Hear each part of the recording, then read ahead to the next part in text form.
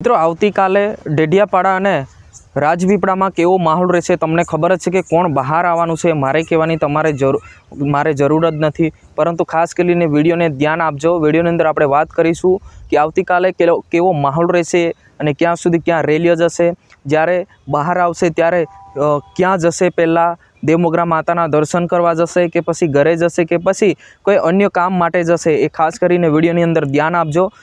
વાત કરવામાં આવે તો હજુ સુધી અમારી આ ચેનલને સબસ્ક્રાઈબ ના કરી હોય તો સબસ્ક્રાઈબ કરી નાખજો।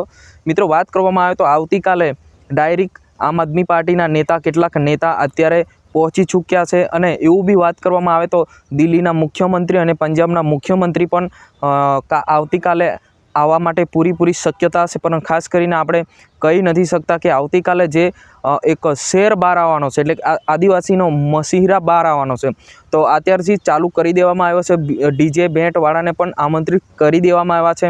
તો આવતીકાલે કેવો માહોલ રહેશે એ તમારે જ કહેવાનું છે। માહોલ તો કેવો રહેશે 9મી ઓગસ્ટ નિમિત્તે કેવો હતો, એ જ રીતના આવતીકાલે ફરી એક મોટો માહોલ હોઈ શકે છે કે ભાઈ જે મોટો શેર બહાર આવવાના છે, જેમ કે આમ આદમી પાર્ટીના નેતા જે છેલ્લા 1 મહિનાથી જેલની અંદર બંધ છે, ત્યારે શેર બહાર આવે તો બધા લોકો ખુશ થાય એવી આશા સાથે જે લોકો રાહ જોઈ રહ્યા છે।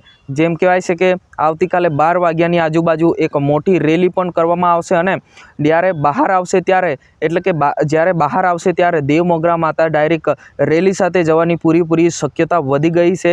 ખાસ કરીને આપણે કહી નથી શકતા કે દેવમોગરા જશે કે ઘરે જશે કે ક્યાં જશે, પણ હાલમાં મોટી તૈયારીઓ સાથે બધા નેતાઓ ત્યાં પહોંચી ગયા છે, ડેડિયાપાડા પહોંચી ગયા છે। આવતીકાલે 6 વાગ્યાથી લઈને 3 વાગ્યા સુધી મોટી રેલી યોજવામાં આવશે। જી હા મિત્રો આવતીકાલે ફરી આપણે આખો દાડો લાઈવ રહીશું, શું ઘટના બની, શું હતું, એ બધી જ માહિતી આ ચેનલ પર તમારા સુધી અમે પહોંચાડી દઈશું। આજની વિડીયોની અંદર બસ આટલું જ। જય હિન્દ।